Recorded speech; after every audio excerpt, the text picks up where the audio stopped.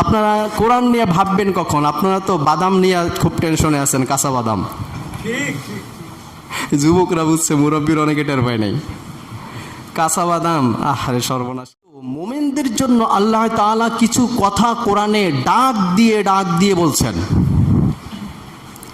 ইয়া আইয়ুহাল্লাযীনা আমানু, ও ঈমানদারেরা, যারা ঈমান এনেছো। এইরকম ইয়া আইয়ুহাল্লাযীনা আমানু বলে ডাক দিয়ে আমার গোনামতে 89 জায়গায় আল্লাহ এরকম ডাক দিয়েছেন। বলেন, কুল ইয়া ইবাদিয়াল্লাযীনা আসরাফু আলা আনফুসিহিম লা তাকনাতু মির রাহমাতিল্লাহ ইন্নাল্লাহা ইয়াগফিরুয যুনুবা জামিআ ইন্নাহু হুয়াল গফুরুর রহিম।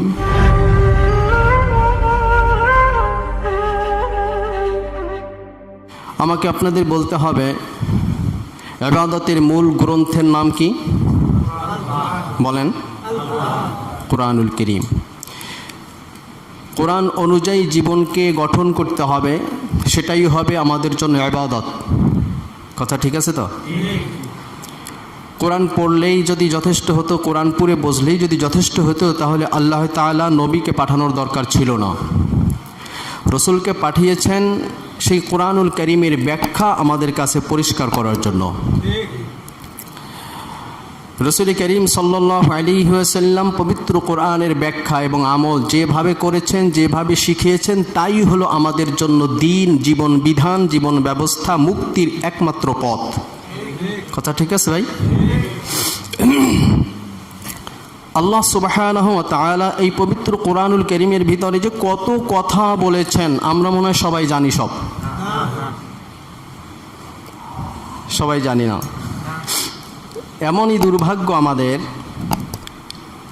অনেক বই শুরু থেকে শেষ পর্যন্ত অনেকে পড়েছি, কিন্তু মুসলিম হিসাবে আমার কাছে যে মুক্তির মূল যে গ্রন্থটা ছিল কোরআনুল কারীম, তা শুরু থেকে শেষ পর্যন্ত পড়তে পারি নাই। অনেকে পড়লে খতম করেছে, শুধু আরবি খতম করেছে, সওয়াবের আশায়। সওয়াব হয়েছে, আমরাও দোয়া করি তাদের জন্য, আল্লাহ সওয়াব দিক। শুধু সওয়াব হলো, এই সওয়াব কিয়ামতের দিন কি কাজে আসবে? যে তেলাওয়াত করে সওয়াব অর্জন করলো, অথচ সেই কোরআনেরই বিরোধিতা করলো, সে না বুঝেও করলো, না বুঝেও করলো। কোরআন না বুঝলে স্বাভাবিক এটা কোনটা সঠিক হচ্ছে কোনটা বেঠিক হচ্ছে এটাই তো বোঝা যাবে না। যেমন কেউ যদি পড়ে ওয়াকাদা রাব্বুকা আল্লা তা'বুদু ইল্লা ইয়্যাহু ওয়া বিল ওয়ালিদাইনি ইহসানা ইম্মা ইয়াবলুগান্না ইনদাকাল কিবারা আহাদুহুমা আও কিলাহুমা ফালা তাকুল লাহুমা উফফিন ওয়া লা তানহারহুমা ওয়া কুল লাহুমা কাওলান কারীমা। তেলাওয়াত করতেছে ছেলে, মা এসে বলছে, বাবা একটু বাজারে গিয়ে 1 কেজি আলু নিয়ে আয়। মায়ের ধমক দিয়ে বলছে, কোরআন শরীফ পড়ি, এই সময় তুমি এই সামনে আলু আনতে বলছো? অথচ মাত্র সে কোরআনে পড়ছে, মা বাবার সাথে ধমক দিয়ে কথা বলা যাবে না, তাদেরকে সম্মানের সাথে তাদের সাথে কথা বলতে হবে। এখন ছেলে ব্যবহারটা কেন করলো? ও তো তেলাওয়াত, ও তো কত সওয়াবের কাজ করতেছে, কিন্তু ও সওয়াব করতে গিয়ে এখানে যে কবিরা গুনাহ করছে, আর কোরআন তেলাওয়াত করলে যে সওয়াব হবে, এটা তো নফল ইবাদত। এদিকে মায়ের সাথে ধমক দিয়ে কি করলো? কথা কয় না, কবিরা গুনাহ করছে। তাহলে তেলাওয়াত করলে সওয়াব হয়, আর যদি না বুঝে তাহলে কি হয়? এবার বলেন, এই সওয়াব কি কাজে লাগবে যদি আপনি কবিরা গুনাহ কামাই করেন? কোনো কাজে লাগবে? প্রিয় উপস্থিতি, আমরা এই কথাগুলি বলে আসছি, ওলামাগণ এই কথাই বলে থাকেন যে আপনারা কোরআন বুঝুন, কোরআন অনুযায়ী রসুলের তরিকায় জীবনকে গঠন করুন। কিন্তু আমাদের কথা আমাদের অবস্থায় থাকে, আপনাদের কাজ আপনারাই করেন। আপনারা কোরআন নিয়ে ভাববেন কখন? আপনারা তো বাদাম নিয়ে খুব টেনশনে আছেন, কাঁচা বাদাম। যুবকরা বুঝছে, মুরব্বীর অনেকে টের পায় নাই।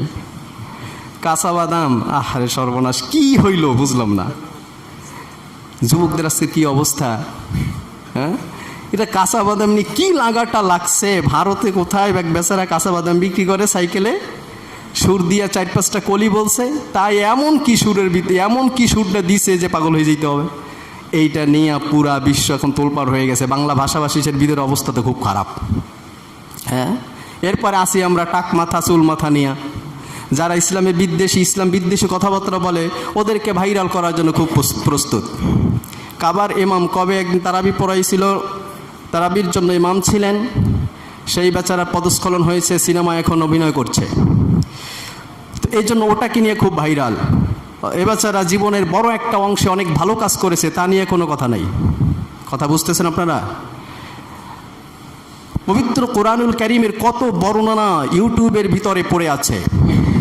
হকপন্থী ওলামাগণ কত চমৎকারভাবে কোরআন এবং সুন্নাহ থেকে জাতিকে মুক্তির জন্য কথা বলছেন, সেগুলো ভাইরাল হয় না। ভাইরাল হয় গল্প, ভাইরাল হয় আজে বাজে কথাগুলা। কথা ঠিক কিনা? এর থেকে বোঝা যায় আমরা কোন দিকে যাচ্ছি দিন দিন। আগে তো কিছুদিন ছিল যাক ভালো, এখন বাদাম যখন ভাইরাল হইতেছে, কাঁচা বাদাম, তখন বুঝতে পারছি যে অবস্থা তো খুব খারাপ। কিছুদিন পরে কি পেশাব পায়খানাও ভাইরাল হলো। কি অবস্থা জাতির! আল্লাহ তাআলা এর থেকে এই মুসলিম জাতিকে হেফাজত করুক, বলেন আমিন। আল্লাহ তাআলা আমাদের সকলকে কোরআনের দিকে ঝুঁকে পড়ার তৌফিক দান করুক। আমাদের শুভ বুদ্ধির যেন উদয় হয়, আল্লাহ তাআলা যেন আমাদের সেই বুদ্ধিমান মানুষদের কাতারে সামিল করে নেন, বলেন আমিন। প্রিয় ভাইরা, তো আমরা এই কোরআনুল কারীমকে রসুলের সুন্নাহ অনুযায়ী বোঝার জন্য মসজিদ কমিটি সিদ্ধান্ত গ্রহণ করেছে আপনাদের সাথে পরামর্শ নিয়ে, তাহলে তাফসির মাহফিল প্রতি সপ্তাহে মঙ্গলবার দিন আমাদের এখানে তাফসির হয়। ইনশাআল্লাহ চেষ্টা থাকে আমার পক্ষ থেকে যে সঠিক কথাগুলি বলার। তারপর আমি মানুষ, ভুল তো হইতেই পারে, আমার জানা অবস্থায় আমার ইচ্ছা সত্ত্বে আমি ভুল করি না। আমি চেষ্টা করি কোরআন এবং হাদিস থেকে সঠিক কথাটা পেশ করার জন্য, সে কথা বলছি। আমার বলা আছে কমিটিকে, যদি কোনো দিন দেখেন পদস্খলন হতেই পারে মানুষের, পারে না বলেন? যদি কোনো দিন দেখেন আমার দ্বারা কোরআন এবং সুন্নাহর বাহিরে কোনো কাজ হচ্ছে বা কোনো কথা হচ্ছে, তখনই আমাকে স্টপ করে দিবেন, কোনো সমস্যা নেই। কারণ আমার একার জন্য জাতিকে গোমরাহ করা যাবে না, বিভ্রান্ত করা যাবে না। কথা বুঝতে পারতেছেন আপনারা? এজন্য তাফসিরে আপনারা আসবেন। আমরা ধারাবাহিক তাফসির শুরু করেছি আলহামদুলিল্লাহ। এটা শেষ হতে একটা বড় একটা সময়, হয়তো সেই সময়ের ভিতরে, সেই সময় কোরআন কারীমের শুরু থেকে শেষ পর্যন্ত বুঝতে বুঝতে, এটা শুনতে শুনতে হয়তো আমাদের পরবর্তী প্রজন্ম শেষ হয়ে যেতে পারে। কোরআন তো এটা মোটামুটি কিছুভাবে আলোচনা করলো, এরকম পরিস্থিতি হওয়া স্বাভাবিক। হয়তো আমার জীবন থেকে বড় কিছু বিষয় যেগুলো আমার জন্য জানার দরকার ছিল, যা আমি এখনো জানতে পারিনি, তবে আমার চেষ্টা ছিল। এজন্য চিন্তা করলাম যে কি করা যায়। হিসাব করলাম যে আল্লাহ রব্বুল আলামিন, আমরা যারা মসজিদে জুমায় অন্তত আসি, আমরা তো সকলে মোমেন দাবি করি। কি মোমেন দাবি করি না? এখানে কেউ বেঈমান তো আর আসে না, আমরা মোমেন দাবি করি। তো মোমেনদের জন্য আল্লাহ তাআলা কিছু কথা কোরআনে ডাক দিয়ে বলছেন, ইয়া আইয়ুহাল্লাযীনা আমানু, ও ঈমানদারেরা, যারা ঈমান এনেছো। এরকম ইয়া আইয়ুহাল্লাযীনা আমানু বলে ডাক দিয়ে আমার গোনামতে 89 জায়গায় আল্লাহ এরকম ডাক দিয়েছেন। কত জায়গায় বলেন? ডাক দিয়েছেন 89 জায়গায়। কিন্তু এক একটা ডাকের পরে আল্লাহ কোথাও একটা বিধান দিয়েছেন, কোথাও 2টি, কোথাও 3টি, কোথাও তার থেকে বেশি।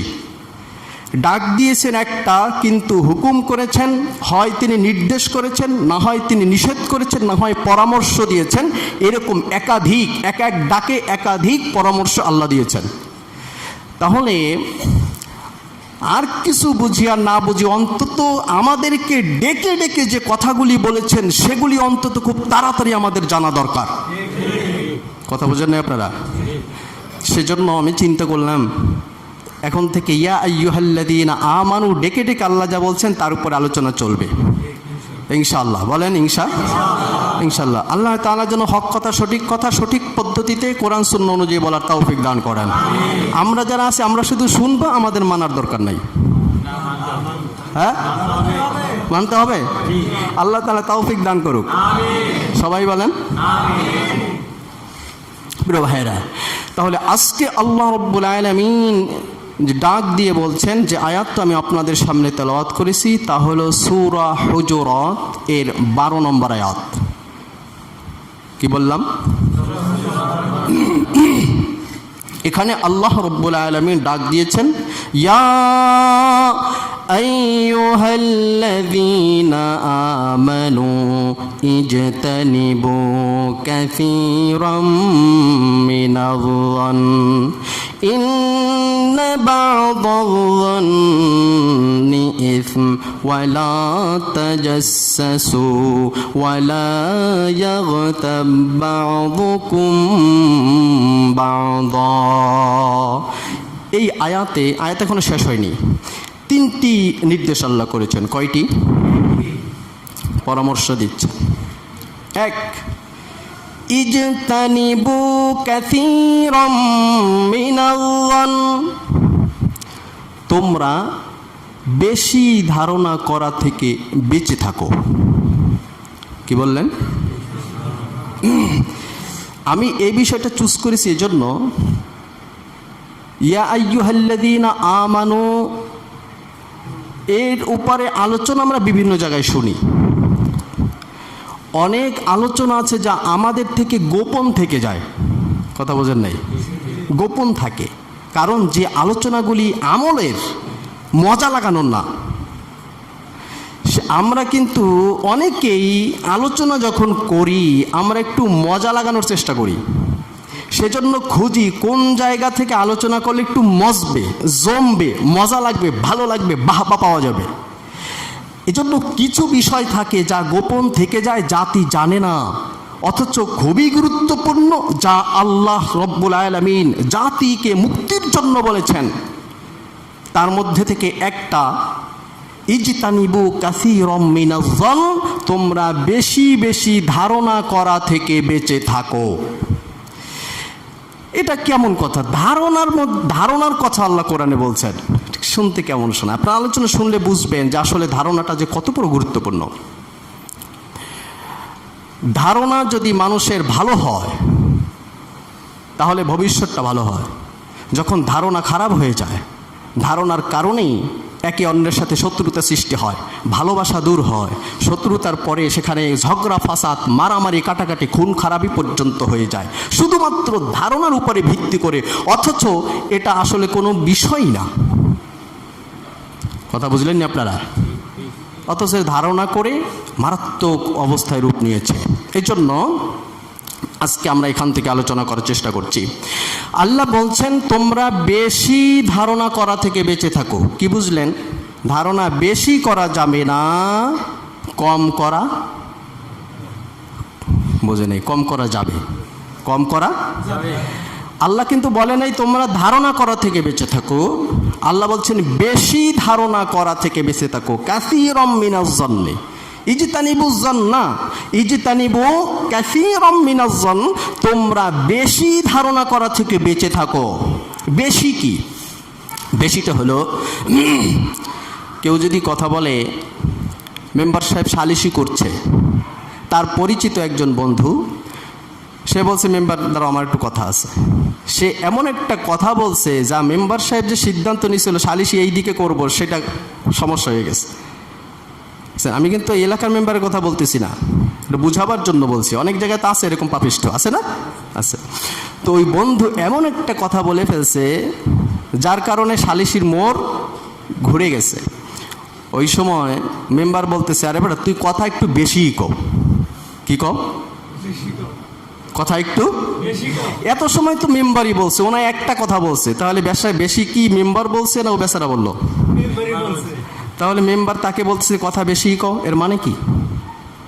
অর্থাৎ যে কথা আমি শুনতে চাই নাই, যে কথাটা এখানে বলতে তোর বলা লাগবে, যে কথাটা তুই বলছো, এই কথাটা তো আমরা এখানে এই কথাটা চাই নাই, যে কথা চেয়েছি এরকম একটা বলতি। অর্থাৎ তুই বাউন্ডারি ক্রস করেছ, যা চাওয়া হয় নাই তা বলেছ। যা চাওয়া হয় নাই তা বলাই হলো বেশি বলা, তা বলাই বেশি বলা। আমি মনে বুঝাতে পারিনি আপনাদেরকে।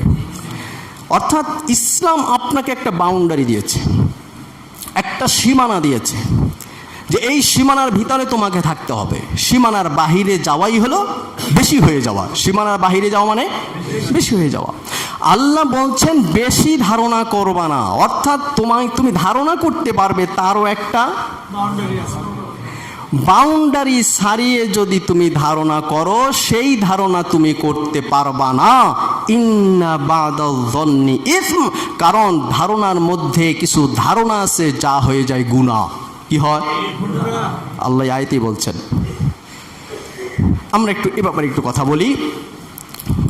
হযরত আবু বকর জাসসাস রাহমাতুল্লাহ আলাইহি, এই মাঝে মাঝে দু একটা ফ্যান ছাড়তে হবে মনে হয়, ওই সাইডে যারা আছেন দু একটা ফ্যান ছেড়ে দেন না, অনেক হয়তো গরম লাগছে। জি প্রিয় ভাইরা খেয়াল করুন, এবার খেয়াল করতে হবে। তো আল্লাহ রাব্বুল আলামিন বলছেন বেশি ধারণা করা থেকে বেঁচে থাকো, কিন্তু কিছু ধারণা আছে এর ভিতরে যা গুনাহ। এর মানে কি, যে ধারণা করার অনুমতি ইসলাম তোমাকে দিয়েছে এতটুকু ধারণা তুমি করবে, এর বাহিরে যা ইসলাম অনুমোদন করে না এমন ধারণা তুমি করবে না, তাহলে তুমি গুনার ভিতরে পড়ে যাবে। হযরতে আবু বকর জাসসাস রাহমাতুল্লাহ আলাইহি আহকামুল কোরআনের মধ্যে উনি 4টি ধারণার কথা বলেছেন। কয়টি? 4টি। এক হলো উনি বলেছেন হারাম ধারণা, 2 হলো ওয়াজিব ধারণা, 3 বলেছেন মুস্তাহাব ধারণা, 4 বলেছেন জায়েজ ধারণা। তাহলে কি বুঝলাম? জায়েজ কি? জায়েজ হলো যেটা বললো কোনো ধারণা করলো সমস্যা নাই, না করলো সমস্যা নাই, মুবাহ। 2 হলো মুস্তাহাব, যে ধারণা করা সওয়াবের কাজ। 3 হলো ওয়াজিব, যে ধারণা করা জরুরি। 4 হলো হারাম, যে ধারণা করা যাবে না, কবিরা গুনাহ হবে। কথা বুঝছেন? তাহলে আল্লাহ এখানে বলছেন ইজতানিবু কাসীরাম মিনাজ যন, তোমরা বেশি ধারণা করবা না। ইন্না বাদাল যন্নি ইস, কিছু ধারণা আছে গুনাহ। অর্থাৎ আল্লাহ এখানে বলতে চাচ্ছেন তোমরা 3 ধরনের ধারণা করতে পারো। জায়েজ ধারণা করতে পারবে, মুস্তাহাব ধারণা করতে পারবে, ওয়াজিব ধারণা তো করতেই হবে, কিন্তু হারাম ধারণা করতে পারবা। ইন্না বাদাল যন্নি ইস, হারাম ধারণা করাটা হলো গুনাহ, কবিরা গুনাহ। প্রিয় বন্ধুগণ, মুস্তাহাব ধারণা হলো সকল মুসলমানের উপরে সর্বদা ভালো ধারণা রাখা মুস্তাহাব। সকল মুসলিমের উপরে সব সময় ভালো ধারণা রাখা মুস্তাহাব। আপনি অন্য মুসলিম ভাইয়ের উপরে ভালো ধারণা পোষণ করবেন, আপনার আমল নামায় সওয়াব লেখা হবে। সওয়াব তো লাগবে না, যেন সুবহানাল্লাহ কয় নাই। আপনি আর এক ভাইয়ের উপরে ভালো ধারণা পোষণ করবেন, আপনার আমল নামায় সওয়াব লেখা হবে।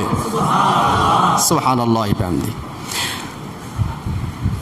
এরপরে হলো জায়েজ ধারণা। জায়েজ ধারণা হলো যা আপনি করলেও সমস্যা নেই, না করলেও সমস্যা নেই। মুস্তাহাব ধারণার একটা উদাহরণ হলো, ওই যে উদাহরণ তো দিলাম।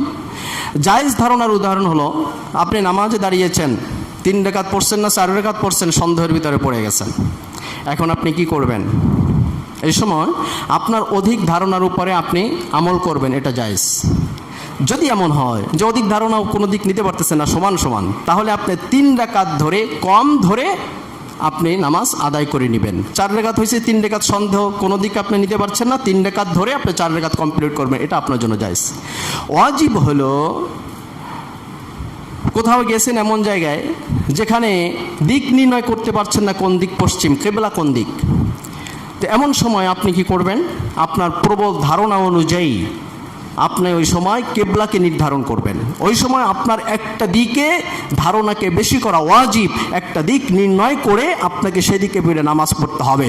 এটা হলো ওয়াজিব ধারণা।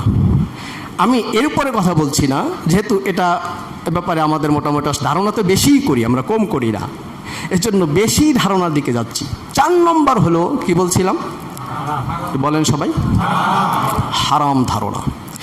হারাম ধারণা 1 নম্বর হলো আল্লাহ রব্বুল আলামিনের উপরে খারাপ ধারণা করা। কার উপরে খারাপ ধারণা? আল্লাহর উপরে। মানুষ কি খারাপ ধারণা করে নাকি? এই মানুষ করে নাকি বলেন? কোনো মোমেন আল্লাহর উপরে খারাপ ধারণা করতে পারে?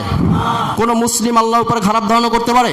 কিন্তু আল্লাহ তো বলছেন ইয়া আইয়ুহাল্লাযীনা আমানু ইজতানিবু কাসীরাম মিনাজ যন্নি ইন্না বাদাল যন্নি ইসম। ও ঈমানদারেরা, তোমরা বেশি ধারণা করো, কিন্তু কারণ একটু কম কম করো। আমি আল্লাহর উপরেও তোমার ধারণা খারাপ হয়। কিভাবে? যদি কোনো ব্যক্তি মনে করে যে আমি এত গুনাহ করছি, এত পাপ করছি, এই গুনাহ আল্লাহ আমার জীবনে মাফ করবে না, এই ধারণা করাও আল্লাহর উপরে খারাপ ধারণা। কি বলেন? আল্লাহর উপরে খারাপ ধারণা করা। কারণ আল্লাহ হলেন মহান। আমি তাফসিরে বলেছিলাম কবে যেন, আল্লাহ রাব্বুল আলামিন, তার থেকে মহান তার কেউ নাই, আছে নাকি? মহান যে যত বেশি মহান হন তার তত উদারতা বেশি হয়, তার ক্ষমার মানসিকতা তত বেশি। আল্লাহ রাব্বুল আলামিন তো মহান, তিনি কেমন মহান? আমাদের মতো। এর মানে এত মহানুভবতা আল্লাহর, এটা কোনোদিন পরিমাপ করা যাবে? যেহেতু তার মহানুভবতা পরিমাপ করা যায় না, সেক্ষেত্রে তিনি যে ক্ষমা করবেন, যত গুনাহ করেন আপনি, সেই গুনাহ ক্ষমা কতদূর পর্যন্ত গুনাহ করলে আল্লাহ ক্ষমা করবে তারও কোনো পরিমাপ করা যায় না। আপনি যত গুনাহ করেন সব গুনাহ আল্লাহ রাব্বুল আলামিন ক্ষমা করে দিবেন, এটা আল্লাহর উপরে ধারণা রাখতে হবে। এটা কেমনে হলো, সংক্ষিপ্ত আমি উদাহরণ দিচ্ছি। ইমাম সাহেবের সাথে কেউ বেয়াদবি করলো, সেদিন হয়তো কথাটা বলেছিলাম, সবাই তো ছিলেন না। কেউ একজনে বেয়াদবি করলো, করে না ইমাম সাহেবদের সাথে বেয়াদবি করে। বেয়াদবি করার পর কিছুদিন পরে তার বুঝ আসছে, সে এসে বলছে, হুজুর আমি তো ভুল করে ফেলেছিলাম, আমাকে আপনি মাফ করে দেন, আর এই অন্যায় কাজটা করবো না। ইমাম সাহেব, না কোনো মাফ করা যাবে না। আচ্ছা, এরকম খুব নিয়ে থাকলাম, কোনো মাফ করা যাবে না, কোনো মাপ নাই, এত বড় বেয়াদবি করছে মানুষ সামনে, আজকে বেয়াদবি মাফ, কোনো ক্ষমা নাই। এই কথাটা আপনারা কেউ কেউ শুনলেন, আপনারা বলেন তো কি মন্তব্য করবেন? যে ইমাম সাহেবের এত রাগ, হয়তো ভালো মানুষ, এর তো এত রাগ থাকা, বেচারা অন্যায় করছে, আবার তো মাফ চাইছে, আর কি থাকে? কথা বুঝেন আপনারা? তাহলে কি ধারণা করলেন? ইমাম সাহেব আসলে মহান না, সে ইমাম হওয়ার যোগ্য না, সে সাধারণ পাবলিকের মতো, কারণ ক্ষমার গুণ তার মধ্যে। তাহলে ইমাম সাহেবের উপরে খারাপ ধারণা পোষণ করলেন। ঠিক যদি কোনো ব্যক্তি আল্লাহর সাথে নাফরমানি করে, আর যদি মনে করে আমার এই নাফরমানি আল্লাহ ক্ষমা করবে না কোনোদিন, তাহলে সেও এরকম আল্লাহর উপরে খারাপ ধারণা করলো। আল্লাহ রাব্বুল আলামিন পবিত্র কোরআনুল কারীমে বলেন, قل يا عبادي الذين أسرفوا على أنفسهم لا تقنطوا من رحمة الله إن الله يغفر الذنوب جميعا إنه هو الغفور الرحيم। আল্লাহ বলেন, হে রাসূল আপনি আমার পক্ষ থেকে জানিয়ে দেন, ইয়া ইবাদিয়াল্লাযীনা আসরাফু আলা আনফুসিহিম, ও আমার বান্দারা, তোমরা যারা নিজেদের উপরে জুলুম করেছো, অন্যায় করেছো, পাপাচারিতা করেছো, এখনো হয়তো ফিরে আসতে চাও, অথবা এখনো ডুবে আসো, ভয় করছো আল্লাহ ক্ষমা করবে না, লা তাকনাতু মির রাহমাতিল্লাহ, না বান্দা না, আল্লাহর রহমত থেকে নিরাশ হইও না, কারণ তুমি যত অন্যায় করো না কেন, তোমার অন্যায়ের থেকে আল্লাহ রাব্বুল আলামিনের রহমতের দরিয়া অনেক বড়। ইন্নাল্লাহা ইয়াগফিরুয যুনুবা জামিআ, নিশ্চয়ই আল্লাহ তোমাদের সব অপরাধকে ক্ষমা করে দিবেন।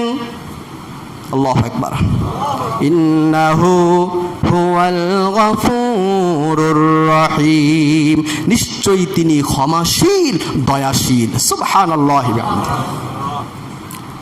শুধু তাই নয় বান্দা, ইল্লা মান তাবা ওয়া আমান, ইল্লা মান তাবা ওয়া আমানা ওয়া আমিলা আমালান সালিহা ইউবাদদিলুল্লাহু সাইয়্যাতিহিম হাসানা ওয়া কানাল্লাহু গফুরুর রহিমা। এ বান্দা, তুই কি মনে করো আমার মহানুভবতা কত তুই কি জানো? তুই এতদিন ভুল করেছ, বোঝো নাই, এখন তুই বুঝেছ, তুই চাও, ক্ষমা চাও আমার কাছে, আয় তুই ফিরে আয়। যদি তুই ওই পাপাচারিতা থেকে ফিরে আসো, ইল্লা মান তাবা ওয়া আমানা, ঈমান যদি ঠিক রাখো, ওয়া আমিলা আমালান সালিহা, আর যদি ভালো কাজ করতে থাকো, পিছনে যে তুই যত অন্যায় করছো সেই অন্যায়গুলিকে আমি পরিবর্তন করে নেকি দিয়ে তোকে ভরপুর করে দেব। সুবহানাল্লাহ। কি মনে করো, কি মনে করছো? গুনাহ করছো শুধু গুনাহ মাফ করবো বিষয়টা এমন না, যে পরিমাণ ওয়েটের গুনাহ করছো ওই পরিমাণ আমি সব লিখে দিব। সুবহানাল্লাহ। আল্লাহর মহানুভবতা দেখেছেন? এরপরে যদি কয় যে আল্লাহ ক্ষমা করবে না, যত অন্যায় করছে আল্লাহ ক্ষমা করবে না, তাহলে আল্লাহর উপরে খারাপ ধারণা হবে না? আল্লাহ রাব্বুল আলামিন বলেন, ইয়া আইয়ুহাল্লাযীনা আমানু ইজতানিবু কাসীরাম মিনাল-যন্ন ইন্না বা'দায-যন্নি ইসম। ও ঈমানদারেরা, বেশি বেশি ধারণা করতে যাইও না, যা করতে বলছি তাই করো, যা করার অনুমতি নাই তা করতে যাবা না।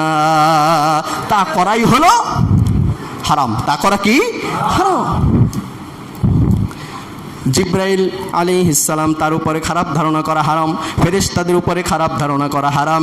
অনেকে মনে করে জিব্রাইল আসমান থেকে কোরআন নিয়ে আসার সময় ভেজাল করছে, নাউজুবিল্লাহ বলবেন না? এসে আলীর কাছে দেওয়ার কথা ছিল, না দিয়া মুহাম্মদের কাছে দেশে ভুল করে বলছে, নাউজুবিল্লাহ। এটাও কি হারাম ধারণা।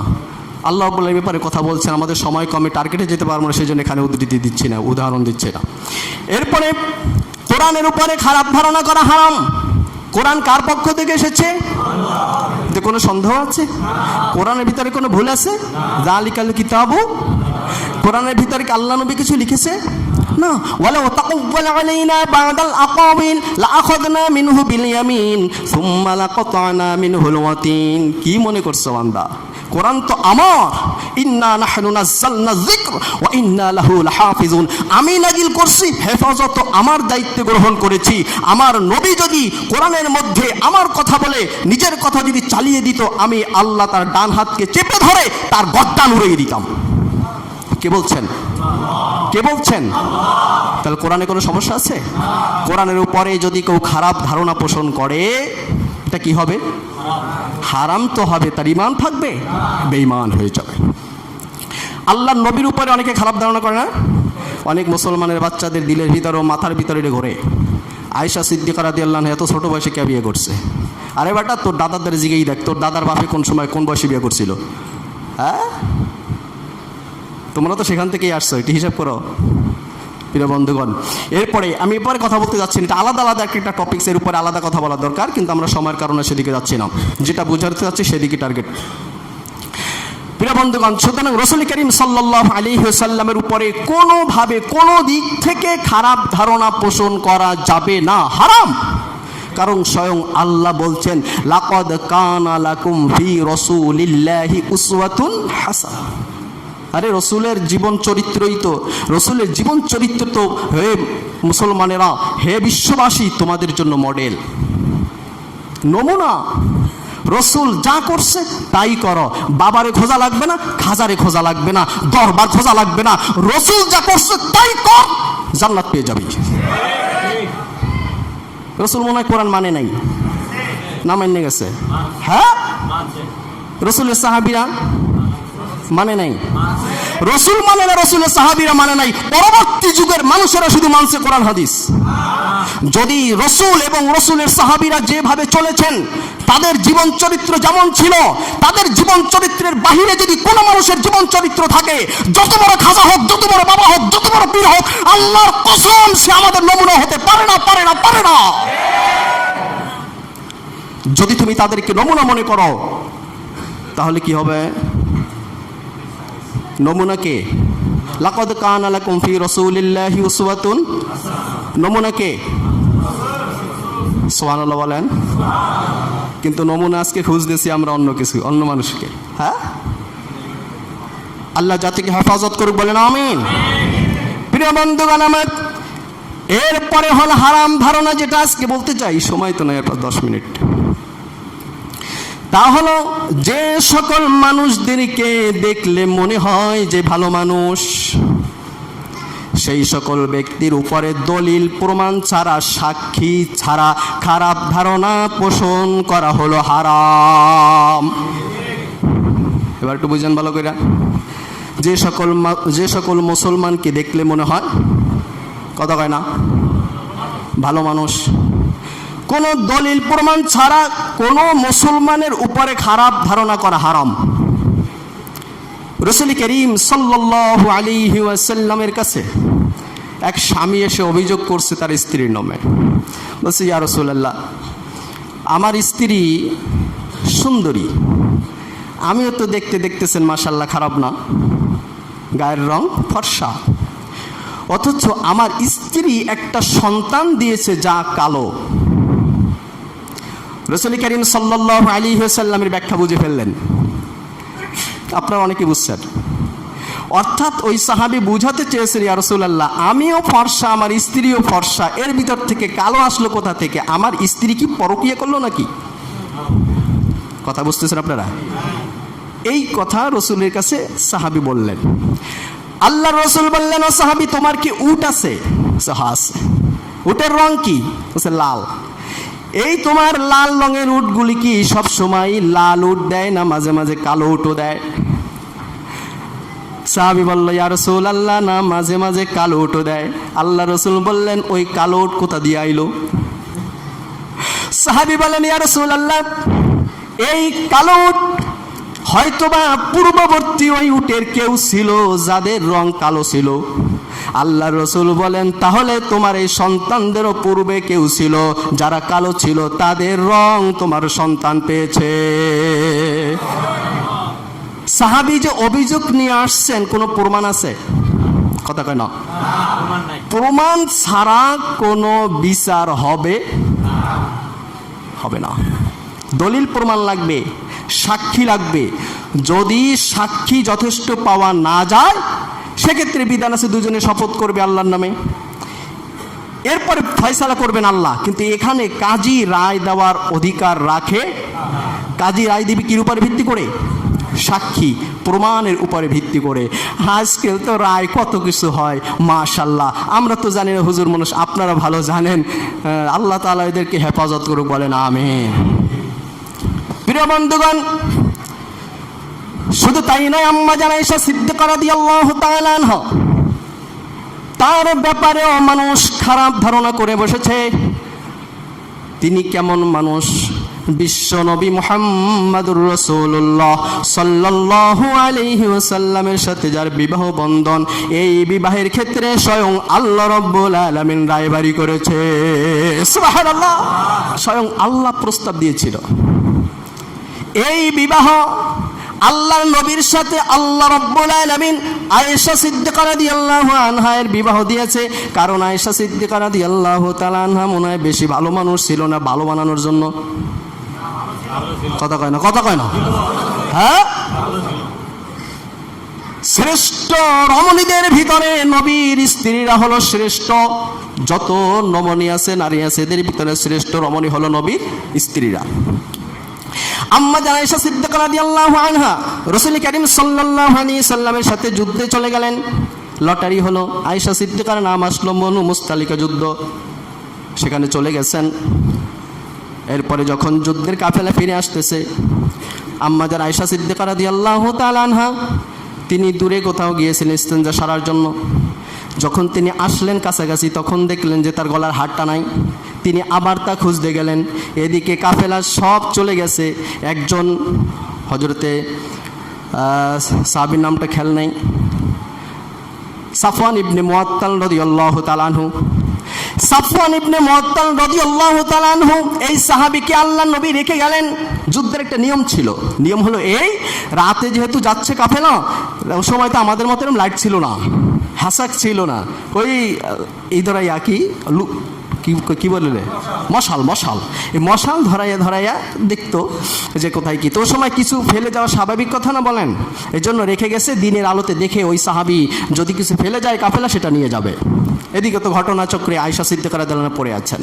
সাফওয়ান ইবনে মুআত্তাল রাদিয়াল্লাহু তাআলা আনহু তিনি সকাল যখন হলেন, দূর থেকে তাকাইয়ে দেখলেন আম্মা জান আয়েশা সিদ্দিকা রাদিয়াল্লাহু আনহা ওখানে শুয়ে আছেন। উনি প্রথমে বুঝে নাই কে, কাছে আসছে, দেখে আম্মা জান আয়েশা সিদ্দিকা রাদিয়াল্লাহু তাআলা আনহা। তিনি বললেন, ইন্না লিল্লাহি ওয়া ইন্না ইলাইহি রাজিউন। মুখটা ঢেকে ফেললেন কথাটা বলেই। এটা বুখারীর হাদিস শোনাচ্ছি আপনাদের, প্রায় 2.5 পৃষ্ঠার মতো বিশাল একটা হাদিস। এখানে আমি সংক্ষিপ্তের সাথে রিলেটেড যেটা সেটা শোনাচ্ছি। এরপরে আম্মা জান আয়েশা সিদ্দিকা রাদিয়াল্লাহু তাআলা আনহাকে নিয়ে সাফওয়ান ইবনে মুআত্তাল রাদিয়াল্লাহু আনহু উঠে চলে গেলেন। সাফওয়ান ইবনে মুআত্তাল দিন উটের রশি ধরা, আম্মা জান উটের উপরে এভাবে যাচ্ছেন। ওদিকে আব্দুল্লাহ ইবনে উবাই ইবনে সালুল মুনাফিকটা ও এর সাথে ছিল। যখন দূরে কাফেলা চলে গেল মদিনার কাছাকাছি, তখন সে বলা শুরু করলো, রসুলের খোঁজ পড়লো, যেহেতু আয়েশা নাই, আয়েশা কোথায় গেল? এই তো সুযোগ পাইল মুনাফিকটা, সে এবার বানানো শুরু করলো, বললো ওই যে সাফওয়ানকে রেখে আসছে না, সিস্টেম করে থেকে গেছে সেখানে। নাউজুবিল্লাহ বলবেন না? নাউজুবিল্লাহ, নাউজুবিল্লাহ, এই অপবাদ শুরু করলো। এখন অনেকে চিন্তা করতেছে, কিছু কিছু নতুন সাহাবী, নতুন মুসলিম হয়েছেন, এরা চিন্তা করতেছেন যে আসলে আব্দুল্লাহ ইবনে উবাই যা বলতেছে, ধরাও তো যাইতেছেন এখন পর্যন্ত আব্দুল্লাহ ইবনে উবাইকে, কেন মুনাফিকরা কি ধরা যায় নাকি? অত সবাই তো জানে না যে এটা মুনাফিক। রসুল যাদেরকে জানিয়েছেন এরা হয়তো অনেকে বুঝছে। সেই সাধারণ সাহাবীরা মনে করছেন আসলে আয়েশার বয়সও তো কম, সাফওয়ানের বয়সও কম, আর রসুলের বয়স তো অনেক বেশি হয়ে গেছে। আসলে যা কয় কথা কি ঠিক নাকি? কথা বুঝেন, আপনারা বুঝতেছেন? এভাবে করে করে তারাও কিছু ধারণা পোষণ শুরু করলো। এর ভিতর থেকে মিস্তাহ, হামানা, হাসান রাদিয়াল্লাহু আনহুম, এরকম আরও কয়েকজন সাহাবীরা কেউ কেউ তো এটা বলাও শুরু করছে, এ শুনছো, কাজ তো এই ঘটছে। নাউজুবিল্লাহ মিন যালিক বলে, এটা হলো তারা ধারণার উপরে কথাগুলি বলছে। কি করছে? ধারণার উপরে। আব্দুল্লাহ ইবনে উবাই সে এটাকে ডেকোরেশন করে এমনভাবে বলছে কেমন যেন নিশ্চিত, আর অন্যরা তারা তো ধারণা করছে মুসলিমেরা যে হইলে হইতেও পারে, এটা ধারণা করে বসছেন কেউ কেউ। আল্লাহ রাব্বুল আলামিন পরবর্তীতে রাসূলের কাছে বিষয়টা জানিয়ে দেন, লাউলা ইয সামি'তুমুহু যান্নাল মুমিনুনা ওয়াল মুমিনাতু বিআনফুসিহিম খায়রা ওয়া ক্বালু হাযা ইফকুম মুবিন। যখন তাদের কাছে এই কথা আসলো আয়েশা সিদ্দিকার ব্যাপারে, তখন মুমিন নারী এবং মুমিন পুরুষেরা কেন তারা বলল না, কেন তারা তাদের নিজেদের উপরে ভালো ধারণা করলো না? কি বলতেছেন? যান্নাল মুমিনুনা ওয়াল মুমিনাতু বিআনফুসিহিম খায়রা, তাদের নিজেদের লোকের ব্যাপারে কেন তারা ভালো ধারণা করে নাই? কি ধারণা করছে আয়েশা সিদ্দিকার ব্যাপারে? আল্লাহ বলতেছেন কি, কেন তারা ভালো ধারণা করে নাই? এবং ওয়াকালু হাযা ইফকুম মুবিন, কেন তারা বলে নাই এটা স্পষ্ট অপবাদ? লাউলা জাউ আলাইহিম বিআরবাতি শুহাদা, যেহেতু তারা 4 জন সাক্ষী উপস্থিত করতে পারে নাই, ফাইদলাম ইয়াতুমি শুহাদা ইফাউলাইকা হুমুল কাযিবুন। আল্লাহ রাব্বুল আলামিন বলেন 4 জন সাক্ষী যেহেতু উপস্থিত করতে ওরা পারে নাই, আর এরা যখন সাক্ষীও যখন দেয় নাই, তখন আল্লাহর পক্ষ থেকে ঘোষণা হলো যারা এই কথাগুলি বলছে এরা হলো সব মিথ্যাবাদী। কথা বুঝছেন আপনারা? তাহলে ধারণা, দলিল ছাড়া ধারণা করা কি? কথা কয় না? এর উপরে আয়াত আল্লাহ রাব্বুল আলামিন বলে আসছেন, সামানিনা জালদা ওয়ালা তুকবালু লাহুম শাহাদাতান আবাদা, এদেরকে ধরো 80টা করে বেত্রাঘাত দাও, ভবিষ্যতে এদের সাক্ষীও নেওয়া যাবে না। কি বুঝলেন? কোন মুমিন ব্যক্তির উপরে দলিল প্রমাণ ছাড়া ধারণা করা কি? কথা কয় না? বুঝছেন আপনারা? তাহলে ইমাম সাহেব আজকে আসছে এই টুপি মাথায় দিয়ে, ধারণা করবেন যে ইমাম সাহেব হলে জাকির নায়েকের লোক। কথা কয় না? যেদিন দেখবেন পাঁচকল্লি মাথায় দিয়ে আসছি, বলবেন ওই দিন ইনি চরমনার খলিফা। কথা কয় না? যেদিন দেখবেন শক্ত টুপি পরে আসছি এ সারসিনার মুরিদ। আবার যেদিন দেখবেন শক্ত সাদা একটু ঢিলা ঢালা পরে আসছি, বলবেন যে তাবলিগের মামি সাপ। হ্যাঁ, তাহলে বলবেন না? যেদিন সাদা রঙের পাগড়ি বলবেন ওই দলের, সবুজ পাগড়ি বলবেন ওই দলের। হ্যাঁ, কথা কয় না? এই ধারণা করা কি? কথা কয় না? কথা কয় না? আমি তো আমার দ্বারা উদাহরণ দিচ্ছি বাস্তব সরাসরি, সেই জন্য আর কি। কথা বুঝতেছেন? এরকম অনেকে ধারণা করে না, কত যে করে বসে আছে।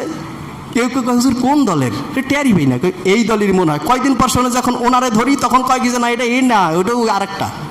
তখন যখন কয়েকদিন পর আবার শোনে যে না ওটার বিরুদ্ধে হুজুরে কখন এই তো এই যখন কোন জাতের এটা, জাত খুঁজে পায় না। কথা ঠিক কিনা বলেন? এরকম ধারণা করা কি?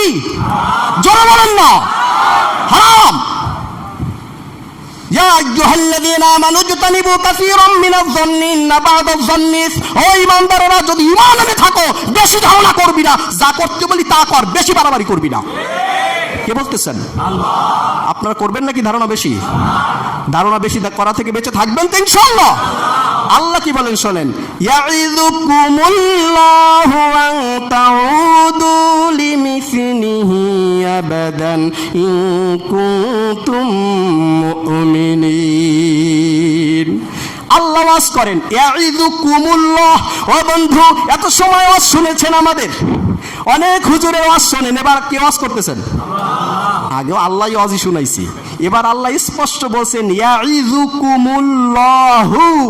ইয়াইযু ফেল, আল্লাহ হলো ফাইল। কথা বুঝছেন? আল্লাহ বলতেছেন ইয়াইযু, এটা মুজারের সিগা, ইয়াইযুকুমুল্লাহ, আল্লাহ তোমাদেরকে বলতেছেন, ওয়াজ করতেছেন। ইয়াইযুম ওয়াজুন মাদ্দা, কথা বুঝতেছেন নি? আল্লাহ তোমাদেরকে ওয়াজ করতেছেন। কি ওয়াজ করেন?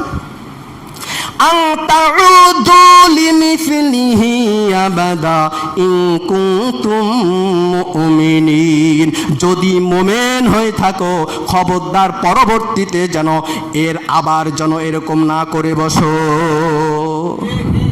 ধারণা এতদিন যা করছো এখন বুঝছো, খবরদার পরবর্তীতে এরকম ধারণা যেন আর তোদের না আসে। কে বলতেছেন? তাহলে এতদিন যা করছি আল্লাহর কাছে ক্ষমা চাবো, তাই না? এই আয়াতের শেষে আরো দুটি বিধান আছে যা আগামীতে আমরা আলোচনা করবো ইনশাআল্লাহ। এরপরে শেষে গিয়ে আল্লাহ বলছেন ইন্নাল্লাহা তাওয়াবুর রহিম, তিনি তওবা কবুলকারী, দয়াশীল। সুতরাং হে বান্দা, এতদিন বোঝো নাই, এতদিন খারাপ ধারণা করে বসে আছো, এতদিন হারাম ধারণা করেছো, কোনো দলিল কোনো প্রমাণ ছাড়া, সাক্ষী ছাড়া মানুষের ব্যাপারে খারাপ ধারণা করে বসে আছো, গুনার ভিতরে শামিল হয়েছো, কবিরা গুনাহ করেছো। বান্দা ভয় নাই, আয় আমার কাছে ফিরে আয়, ইন্নাল্লাহ তাওয়াবুর রহিম, তুই ফিরে আয় আমার দিকে, তওবা কর, সব গুনাহ মাফ করে দিব, আমি তো বড় দয়াশীল। সুবহানাল্লাহ কবেন না? আল্লাহ তাআলা আমাদের তৌফিক দান করুক। আল্লাহ